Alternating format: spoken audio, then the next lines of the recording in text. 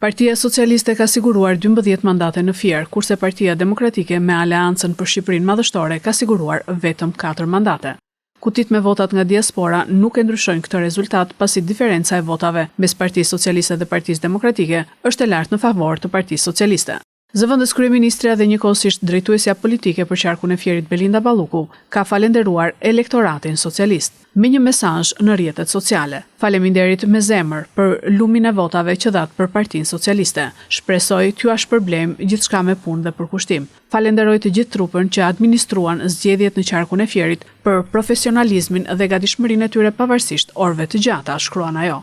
Ndërkohë, edhe drejtuesi politik i Partisë Demokratike Gazmend Bardhi, edhe pse në pozitat e humbësit të zgjedhjeve, ka falenderuar elektoratin dhe mbështetësit e Partisë Demokratike.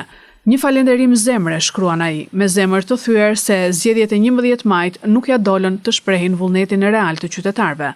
Dua të falenderoj me përullësi të gjithë ata demokratë dhe mbështetës të opozitës që i besuan votën Partisë Demokratike. Në qarkun e Fierit ne ishim njerëzit e lirë përballë një bande ministrash dhe drejtorësh të korruptuar që përdorën shtetin dhe krimin e organizuar për të ruajtur pushtetin. Ju falenderoj me zemër për qëndresën dhe besimin.